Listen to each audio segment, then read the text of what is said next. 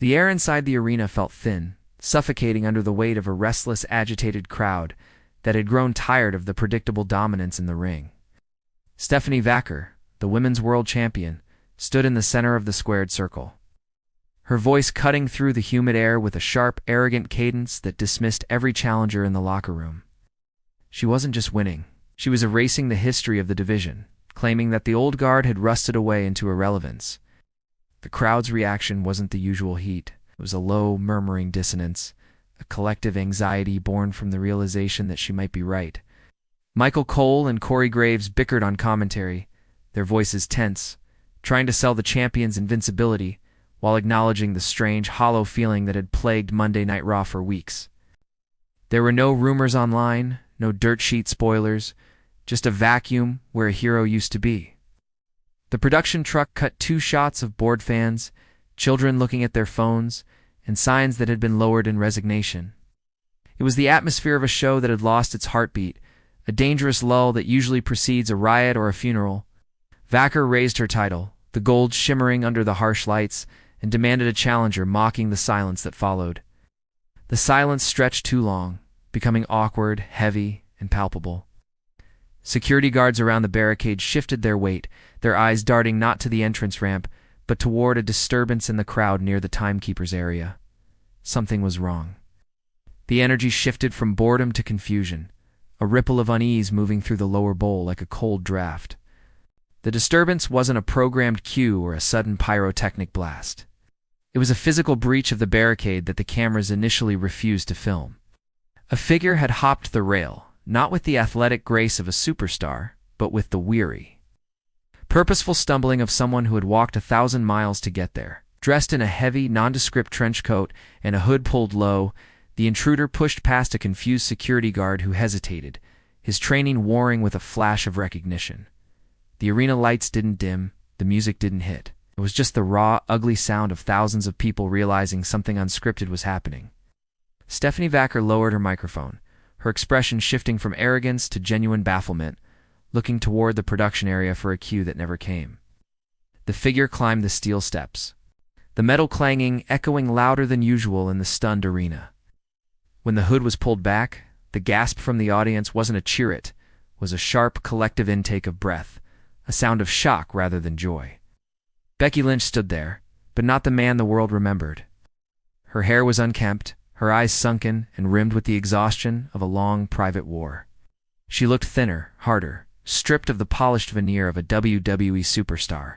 She didn't pose. She didn't play to the hard cam. She simply stared at Vacker with a terrifying, hollow intensity that froze the champion in place. The silence in the arena was absolute, broken only by a fan screaming a name that felt like a question. This wasn't a return. It felt like a ghost haunting the living, an intrusion of reality into the carefully curated fiction of the show. Michael Cole's voice cracked, not with his usual rehearsed enthusiasm, but with a hushed, confused tone that betrayed his lack of knowledge. He asked his broadcast partners if they knew this was happening, and the lack of a response from Corey Graves spoke volumes. The audience remained caught in a strange paralysis, the usual welcome back chants dying in their throats because the woman in the ring offered them nothing to celebrate. Becky Lynch moved with a predator's slowness, circling the champion, her boots scuffing the canvas in a rhythm that felt dangerously offbeat. She didn't hold a microphone. She didn't need one. The storytelling was entirely in her posture shoulders, hunched not in defeat, but in the coiled tension of a street fighter waiting for an excuse. The crowd noise began to swell, but it was a chaotic mix of concern and anticipation, a buzzing frequency of uncertainty. They weren't watching a wrestling match anymore. They were witnessing a breakdown. Lynch finally stopped inches from Vacker, invading her personal space with a lack of respect that felt personal, not professional. The champion, usually so poised, took a half step back, a micro-expression of fear flickering across her face that the cameras caught in high definition. Lynch reached out, not to strike, but to touch the Women's World Championship resting on Vacker's shoulder. Her fingers lingered on the gold, trembling slightly before she pulled her hand back, as if the metal burned. The ambiguity of the gesture sent a wave of whispers through the stands. Was she here to take it back? Or was she here to destroy the very idea of it? The tension was so thick it felt like the air pressure in the building had dropped. The physical confrontation, when it finally came, was devoid of wrestling tropes. There was no lockup, no Irish whip, no theatrical exchange of blows. Becky Lynch simply leaned in and whispered something into Stephanie Vacker's ear. The camera zoomed in, desperate to catch the lip movement, but Lynch shielded her mouth, ensuring the message remained between them. The effect on Vacar was immediate and catastrophic. The champion's eyes went wide, her confident facade shattering instantly as she dropped the microphone, the loud thud amplifying the tension. Lynch stepped back, her expression unreadable, a mask of cold indifference. Then, without a taunt or a signature pose, she turned her back on the champion. It was the ultimate insult, a dismissal so profound it stripped Vacker of her status in seconds. As Lynch moved to exit the ring, Vacker, fueled by humiliation, lunged for her. Lynch's reaction was terrifyingly fast, a single stiff backhand that cracked through the arena like a gunshot. Vacker crumpled to the mat, not selling a move, but clutching her jaw in genuine shock. Lynch didn't follow up. She didn't stomp. She simply looked down at the fallen champion with a mixture of pity and disgust, then rolled out of the ring. The commentary team was silent, the usual play blight, play abandoned for stunned observation. The crowd didn't know whether to cheer the violence or fear the person who inflicted it. Lynch walked up the ramp the same way she arrived, slow, heavy, and completely alone.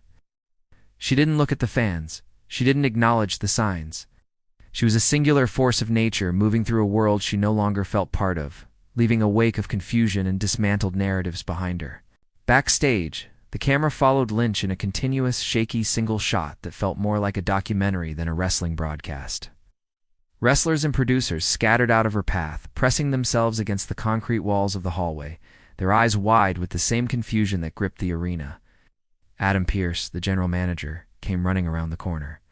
His face flushed with anger and panic, shouting about security breaches and contracts.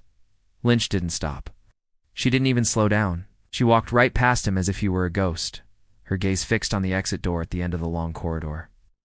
Pearce was left yelling at her back, his authority dissolving in her presence. As she pushed through the heavy metal doors and out into the loading dock, the night air hit the lens. Blurring the image slightly, she walked toward the parking lot, the sounds of the arena fading into a dull roar behind her. The camera lingered on her retreating figure, illuminated only by the harsh sodium lights of the parking lot. Just before the feed cut, she stopped and looked back, not at the camera, but at the arena itself.